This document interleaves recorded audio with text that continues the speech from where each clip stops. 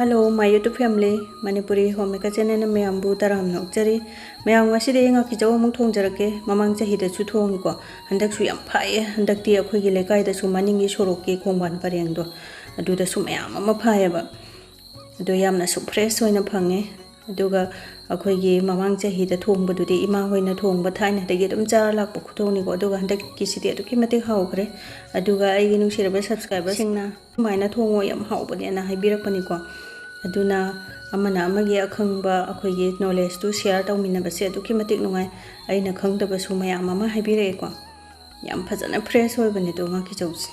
jaw se chaw su loi chaw rabani mapi loi phara bani ado thum hapjalaga hatwe ko nga ki jaw hat ba se amwai ado mayam de kamaina hat ke haibado adu comment da thambiramo aiso khangja hoge aduga si se pungdon mana ni ko akhoi gi thaina di utna suru nai dana akhoi gi magi manang nang laubam kaino singdo ango myam tholokpani ba nai rakanda adugido akhoi utchidi adum tangna thoe ko ai gi budi lai adu raga sum bo uttum mo le nung chunong ai te ko aduduna pungdon mana sinan sumaina suru nai bi ko magi manang ango bo myam do loi tholokani gi ko je do nai ba ya ba nai thatpi aduga nai ba matam da akhoi gi ngaki jogi machi ma yaw bani ko adu do yu ge taw bani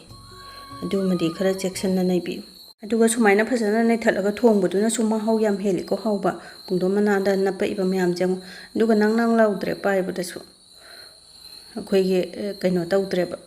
anang bagi kaino do ambo yaudre do haipetang no khairaga dum loisalage yam phasana loi chat khre do mana singje phasana khando oga phasana chamtho urage ko nga singje chmana sida khupa am taw bane to ngau myam jang nang lauraga dudi nai belor bani na phajana ni rom lak phajana chamtho e ko sitna le ko macha cha kam ta nang dre aduga nga ki jog jin nai beda ka su patta bani ko ma de nga ki jog se yam bade na te class ani kata ne aduraga su tang khai ma yai tho ga tang khai am khatang thong doi ne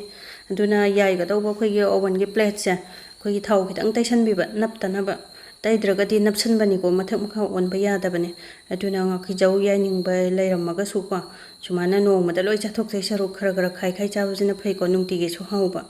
choi thong ma da ga thak podi khu hau do nga ki jaw to loi haure nga ki jaw ti adum aduga akhoi gi irolaga nga ki jaw ayai ba do muraga cha ba su am hawi ko do sumaina yai ba matam da akhoi gi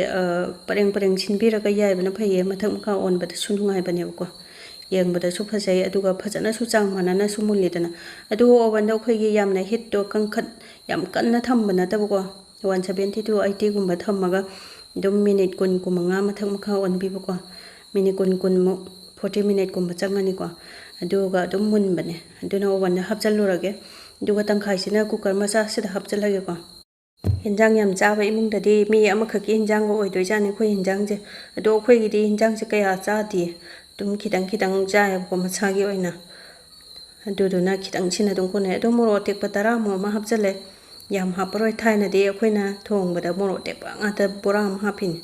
duga alu se amatang ga sumai soijalage ko ma pholoina ba si loina ma ai gi subscriber na comment da takpira ko ni ko adugi do chap chana thong doi ni nga si se do makhumje khumjalaga thangal ase aduga khoi cooker se sitna na thong ba kan da akhoi chu haloi ha ta de sumai tai thopi ko ising tai bu chu san bani hata thangat bada duna ai inau sing icha inau sing adum angang chak thong ba hijata ba mayam ma su yaw bane ko moi gi damak ta phajana sengna haidra di ya da ba duga cooker sa ani ro hum lak tang kam tho age aduga thang darage hum lak sure ko thang darage duna gas off tawraga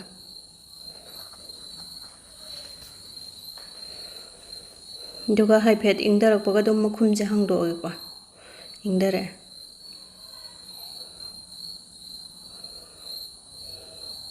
do kaino sumaina plate amada haidoke kitang chu thu na ingna ba duga mahi si chu lok thok rage ko kitang thu na ingna ba mahi se asa ba sida sum lup le raga di thu na ingu ya ra roi ba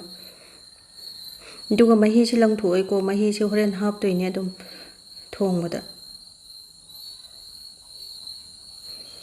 duga alu ne morok sing chine loina tongana khando aga nga se akhoi gi matam di khitang chang bani ko aduna yam da bagi di khitang thong bani na khoi di ka su adum chatlaw na loi mi yam bagi family chau bagi oina thong ga di yang khoi chang thoi jan Ado family achauba haise mi meyam yamine haunaraga kok malla loire natra aduna sigi magi pareng akhoi magi kaino se maru pareng adugi sina mabuk ni ko adagi makok magi maru loi lauthokpa yaeba aduna sumaina nga ki jauje akhoi magi maru ga makok ka mabuk ka lauthoga thongbugi khuhau site leitre mem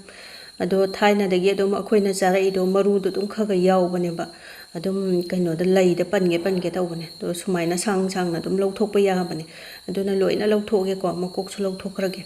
de sumaina loi lauthoe duga magi maru miyam su lakke ko je khuyam am dawbane ado sigi maru ga miyam je ising da haipet chama su yab chane magi matong do khara pa i khole sing je la hora su yab chane do ai ge de dum lauthoktre dudagi di morok ne adogi kaino ne alu ne loina na khai rakhe nga sika phajana iro lage do sumaina iromba kanda akhoi machu ka thum hapho da ado horen machu do kitang ngang oi buko adu duna aisha haptrabane horen thawng bo do ina hapage ba thawng bo da hapana akhoi machu do nganglap tawe ko duna thawng ba hinjang de ai de nganglap taw bo duna hauje pam chu yam pam je yellow oi bo de do nga sai gi phutpagi mahi do do mu sumaina ham chalaga phajana ne khai ra ji ko do phajana sumaina iron thoge ai de khutna tawri gai nungai jai adu raga su khutna natraga chu go khoi gi glass ko mana na khai ra so dum yai ko hukak ni khangde kai ni khangde nungai ga tawba ma heta tawpio duga gas se on taraga khangje thangal e ko duga acha thau che kona ga daw sang da khitang hai jare duga maroi mapang asang mande loina man ba loire ko duga sing ga chanam ga changtang chudoke thau do sarak pa ngai boina do sing se ma chela ma sudo e duga chanam che manau manga tro onga surage aduga khoi gi telau chanam cha da laidana ko adu waraga di napakpi mara maroi mapang che dum hapiro yare aduna telau na ngaubugi mahutta nga sagi napakpi mara do adu khana fast adu ngaubi doini ko duga hau so dum hau bane do sing se chu loina sudo age aduga sigi khon che akhoi ge pa me kai de yon ge khot ke mayam ma dum haibirak podo mi yam da bagi akhoi ge nungai be wani ko mi yam ati nungai ro ye suba ado akhoi ge chana manaw je manga tru ka suba cham nungai ba sumaina khitang khak suba duga telau mapum macha sima soido age duga magi maning ge akan ba je hapiru no ko hausu hauta bane adui mathak tane phatte hai bane si si chawa to thau sum hulak ka dawre aduna telau se soi ba hek loi sam ba ka thau ngok sala se thau se hek mun baga kaino se tejpata se amakha muya de thadala ngok sala ge ko aduga jira mapum khitang amaga ngok sange mithi maru manga tro amaga ada tinga ga ngau bana di phabani ko aduga hing khitang amaga ngau sele ko aduga nga sai ge telau do adum hu ngau selage aduga telau se mun na ba ngau se ko akhoi ge magi machu je phajana brown lak pane ba phajana manam nung siraga mun ba to aduga nga sai ge sing ne chanam ne asu ba do adum mu hap chalage do sing ga chanam ga jide hapetang magi brown machu lak tra su yare hapetang ngau bi ra ko aduga napakpi mana khitang hap ke khubak ta akhoi ge churu churu ne khai raga hap page pukhai rak tana ba duga ngari ma chem tang thake ko akhoi gi ngahing chahing nam ba du pha bane ba adu raga so ai di ngari hap syam haina de thau ngori ngai da awa phadi gong khitang amaga thak chale akhoi gi thau ngori ngai da ngari hap syam nam thi bane ba horen hinjang da pulap mix taw bra kan da budi ka su khang de dana do sigi nam thi ba manam cha ingon da allergy taw ba yam haina da ba ina duna yam ba matam da ai di ngari thak te sumaina thau ngau ba khuding gi su thak te da nga thong ba kan da nam thira su nam thina haipet ma cheng khak thak pai wane duna haipet ngau ba matung da maru marang hape ko adu gi di red chili powder de gi machu heribok khara khara ko gi chamas tangkhai mu ki chang hape ko aduna nga sai ge moro atek pa su hape ko adu bo magi machu je khitang phajana ba aina khoi ge chili powder se khitang hapane ba moro atek pa nga ta tawraga di machu do phajadabne ba hinjang do kaiso adudagi di machu do iromba da hakhraga di adu su phajate ko ngangu ya dabane aduna sumaina thau ngori ngai da hapo adudi maroi mapang si phajana ngau bulo rabani nga sai gi nga ki jo irolaga thambudo do hejala ji ko duga pukham daga pa ising che mukhara teng chalaga hejan ke mahi su wali se oina ba duga mahi se yam kan hapchandra su yare ko nga sai gi loina mulla ba nga tane maroi mapang nga ki jo kai ka loi mulle ko haipetang mine humai dang solaga dum ya do pone duna haipetang sumaina okhai biraga makhum khumjalaga phatlona sawange dunga hak minute ani gumba sawalaba matungda makhum ja hangdo aji ko makhum hangdo aga mahi su khara kangan jeba ꯑꯗꯣ ꯍꯥꯏꯐꯦꯠꯇꯪ ꯁꯨꯃꯥꯏꯅ ꯑꯣꯠꯈꯥꯏꯕꯤꯔꯒ ꯑꯩꯈꯣꯏꯒꯤ ꯊꯨꯝꯒ ꯊꯥꯛꯆꯜꯂꯒꯦ ꯊꯨꯝꯁꯦ ꯉꯁꯥꯏ ꯏꯔꯣꯝꯕꯗ ꯊꯥꯛꯎꯔꯁꯨ ꯌꯥꯏ ꯀꯩꯁꯨꯝꯇ ꯀꯥꯏꯗꯦꯀꯣ ꯊꯥꯛꯅꯤꯡꯕ ꯃꯇꯝꯗ ꯑꯗꯨꯝ ꯊꯥꯛꯄꯤꯌꯨ ꯑꯗꯣ ꯉꯥꯀꯤꯖꯧ ꯂꯣꯟꯊꯣꯡ ꯊꯣꯡꯕꯗꯗꯤ ꯃꯍꯤ ꯂꯥꯡꯕꯁꯦ ꯀꯩꯁꯨ ꯍꯥꯎꯇꯦꯀꯣ ꯃꯍꯤꯁꯦ ꯈꯤꯇꯪ ꯂꯥꯡꯉꯦ ꯑꯗꯨꯅ ꯉꯥꯛꯇꯪ ꯁꯧꯍꯟꯒꯦ ꯊꯨꯝꯁꯦ ꯅꯝꯒꯗꯕ ꯌꯥꯒꯗꯕ ꯆꯥꯡꯗ ꯊꯥꯛꯆꯜꯂꯒꯦ ꯑꯗꯨꯒ ꯃꯅꯝ ꯅꯨꯡꯁꯤꯅꯕ ꯇꯤꯜꯍꯧ ꯃꯅꯥ ꯈꯤꯇꯪꯒ ꯊꯥꯛꯆꯜꯂꯦꯀꯣ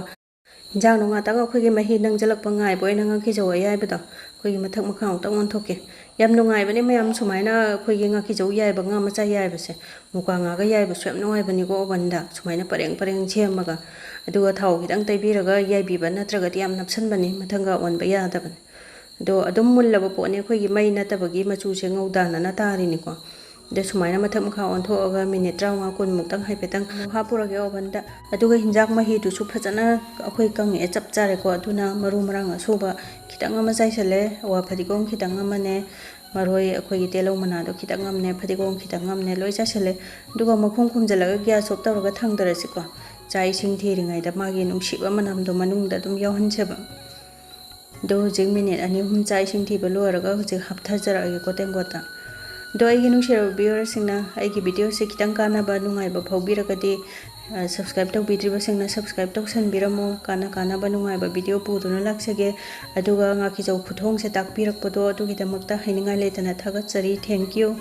ꯑꯗꯣ ꯉꯁꯤꯒꯤꯗꯤ ꯚꯤꯗꯤꯑꯣꯁꯤ ꯃꯇꯥꯡꯁꯤꯗ ꯂꯣꯏꯁꯤꯟꯖꯔꯒꯦ ꯕꯥꯏ ꯕꯥꯏ